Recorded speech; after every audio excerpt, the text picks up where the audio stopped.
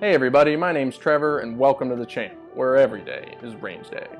In this week's video, we're going to be taking a look at my very first AR-15 build. I'm going to talk a little bit about the core of the rifle that I built, and also about some of the bells and whistles that I added on over the last couple months. And as always, she's clear. Now let's roll that intro.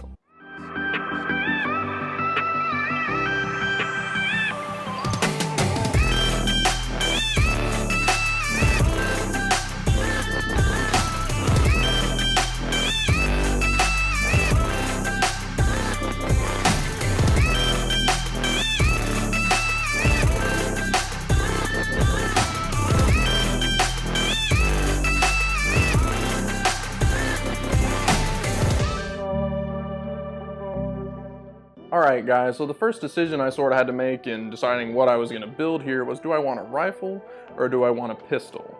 Now this mainly influences things like your barrel length and what attachments you are and are not allowed to have, or if you are or are not allowed to shoulder your stock slash brace slash not a stock. Thanks again, ATF. Now I decided to go with a rifle because I wanted a legit stock I'd be able to shoulder. 16-inch barrel seemed fine for me, and I also wanted the option to add vertical foregrips, but apart from that, it's a pretty easy decision. From there, the next part I was after was the lower receiver. Now I kind of wanted to do more of a build not buy version of an AR-15, so I opted with a stripped lower receiver from Anderson that you can see here. Now before all kinds of people start flaming me in the comments for having an Anderson part, there's like this misnomer going around that just because it's inexpensive, that also means it's cheap. And with Anderson's, this lower was about 60 bucks, and you can spend, 20, 30 more dollars to get an arrow, precision or something like that. But there's absolutely nothing wrong with the Anderson strip lower receivers. I can't speak for any of their other parts simply because I haven't used them, but I've had absolutely zero problems with my Anderson lower receiver. It's a mil-spec receiver just like anything else, but it's just rather plain. It's not cheap, it's just inexpensive. It doesn't have any fancy ambidextrous controls or excessive flaring on the mag well or anything like that. It's just a plain Jane stripped lower receiver, and it was perfect for me for my first build. Fairly inexpensive, and it would get the job done. After that, I really started looking into which companies I'd be sourcing the majority of the rest of my parts for this build. I was kind of weighing the options. Do I buy most of the parts from one company that had like a sort of a kit build, or I could buy, bolt carrier from this company, lower parts kit from these guys, barrel in the upper from these guys, and sort of piece it out brand by brand to sort of build what I wanted. Since this was my first AR-15 build, I was pretty new at everything. I still am, but I elected to go with sort of a kit build from Palmetto State Armory. Now Palmetto has some pretty great kits. They have all kinds of options for pistols and rifle kits, and you can get a ton of different barrel and handguard configurations, as well as a bunch of different options for some of the furniture that it comes with. They're also relatively inexpensive. Again, not cheap, but they're affordable. They're also not super flashy, but it was my first build and it was a simple kit, and that's what I decided to go with. My particular kit here is one of their 16-inch rifle kits with an M-LOK handrail. Now you can get the 16-inch barrels with a 13.5-inch handguard or the 15-inch handguard like I did. My only reasoning for that is, you could technically make an argument for more accessory space on the rail, but I just like the cleaner look of having the handguard go all the way up to the muzzle device. The kit I got also included the Magpul MOE furniture for the grip and the stock and some of the other pieces down below, but I have since upgraded some of those. We'll get into that in a minute. And it also included PSA's enhanced polished trigger. Now, if you look at this, it's just a tiny bit smoother than their stock mil-spec trigger, and it's just a nifty upgrade if you can afford the 10, 20 bucks that it costs over their normal one. And if you research Palmetto State Armory, a lot of people's suggestions for like quick upgrades that you can do to greatly improve the quality of their kits is a couple different items right off the bat. And one of those is the trigger, and another is the charging handle, both of which I've sort of upgraded. I upgraded one from the factory by opting for their enhanced polished trigger, their EPT kit, which I have here, and then I also upgraded the charging handle, which we'll talk about in a minute. The other cool thing I liked about the kit I got is that it came with the Magpul M-Bus flip-up sights. straight from the factory. These can get pretty expensive if you just buy them on their own. This was included in the kit and it was a pretty good price. I think I got mine when it was on sale for about $380, and that's for the whole completed upper flip-up sights and the Magpul furniture with a complete lower parts kit. It's a heck of a deal, and I was really happy with the purchase, and it's always great to have backup irons, even though I primarily run a red dot, which we'll also talk about in a minute. But in terms of your PSA build kit, that's about all you're gonna get. You don't get fancy slings or rail covers, any optics. It's pretty bare bones stuff, but it's all mil-spec and it'll get you by for a first build. But I was pretty happy with the purchase, and since then I've added a couple little bells and whistles on here, and we'll start taking a look at those. Okay, so one of the first things that I upgraded just right away was the stock. There's nothing wrong with the Magpul MOE stock that it comes with. It's a perfect quality stock and it has a nice little friction lock here for your different length of pull adjustments. There's nothing wrong with it, but my only complaint was that it was quite thin down here. I mean, to get a cheek weld on there, it's just, there's not as much real estate. And the stock I opted to go for on my build was also a Magpul variety, and it was their ACS stock. This one just has a significantly flared or widened cheek well, little tubes for batteries on the sides, and it also has a little window on one side that you can pop open and store a couple little extra goodies in there. Currently I keep a little cleaning cloth for my Holosun optic and also all the little sight adjustment tools for the Holosun and my Magpul pop-up sights. You can also keep other things in here like spare pack of matches or extra batteries for this or that. And the tubes on the side are actually built for batteries, but you can keep just about anything in there. They're pretty decent size. You can see here, you can probably fit little screwdrivers, smaller light sticks, snacks more importantly, and just whatever else you could think of. I also like this stock because it features the adjustments are nice and solid, and then when you get it to the position that you want, just lock it in there, and then you can close the little friction latch on the front, which just holds it in place a bit more securely. Overall, it's a little bit more expensive, but I'm pretty happy with the purchase, and it does feel a whole lot better when you actually go to shoulder the rifle and get a great cheek weld on the nice flared surface.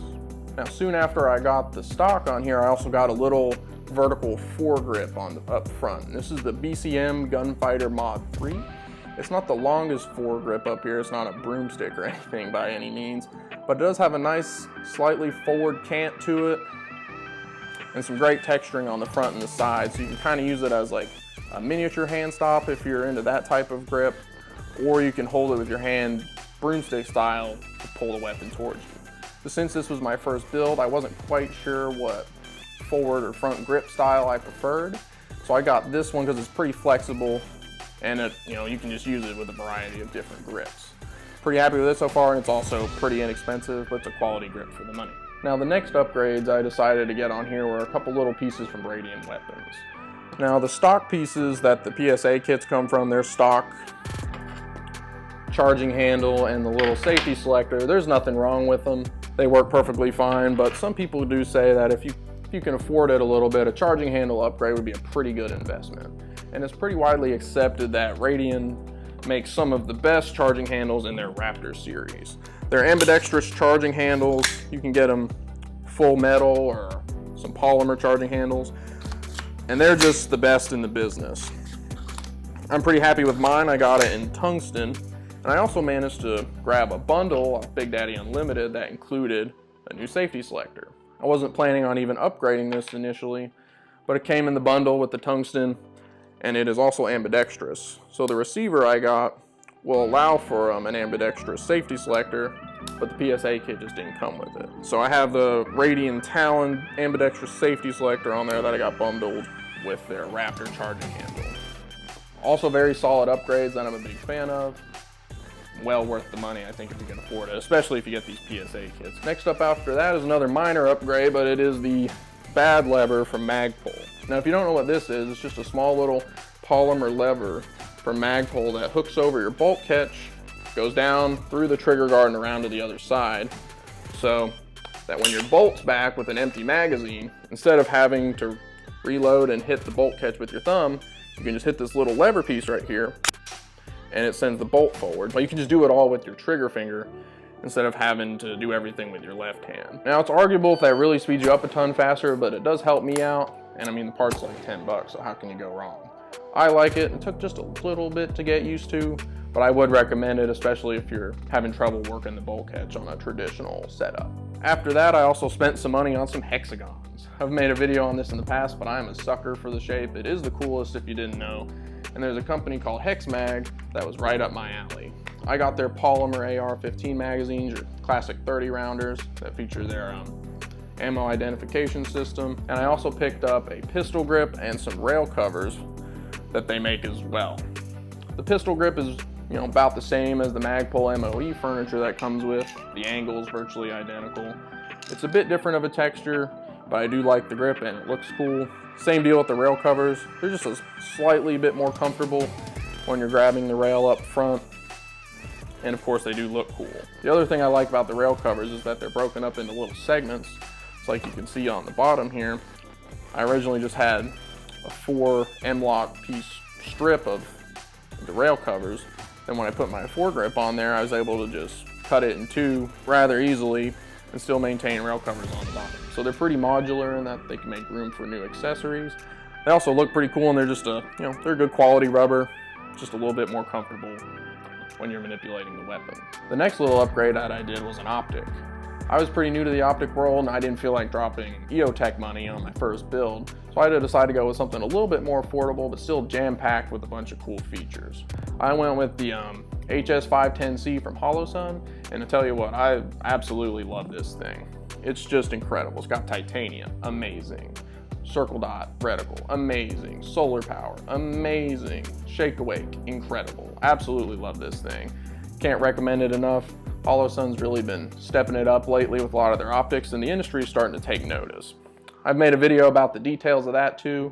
It's an incredible optic, and it's somewhat affordable compared to some of the money you could be spending on EOTechs or aim points. But this optic's just been absolutely incredible, and I really love it, and I'll probably be buying a bunch more Holosun products in the future. And last but not least is, of course, the sling that I ended up going with. Now, this was a Christmas gift for me, and I wasn't really quite too sure what I wanted to do in the sling department anyways.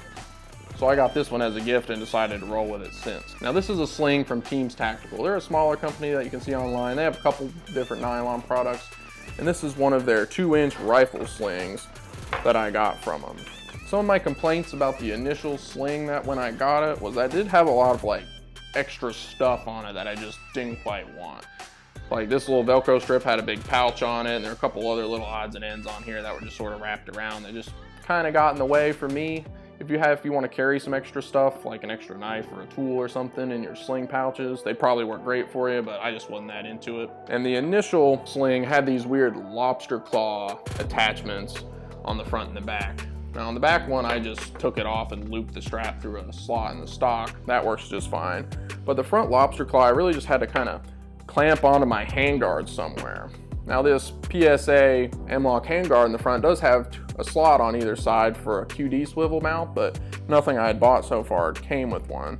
So I kind of just had it clamped on the side here for a little bit, and it would kind of get, it'd bind up a little bit and just kind of, it's just awkward having that little lobster clip in there.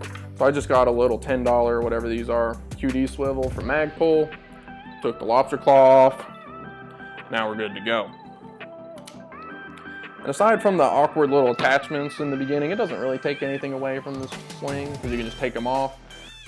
And I do quite like the width. It is a 2-inch wide or 2.5-inch wide sling, and it really does well on your shoulder, especially if you're wearing it for long periods of time. There's not any high pressure points because it's so wide, and I really do like that about it. But one thing I feel like this sling could do better compared to some other ones is their adjustment system for adjusting the length of the sling on the fly. Most of the Magpul ones or some of the other companies have it sort of integrated, so it's just like a little buckle that you slide up and down that pulls the sling in or out from your chest. This one has like a quick pull D loop, or a D ring is what they call it here, and it works just fine.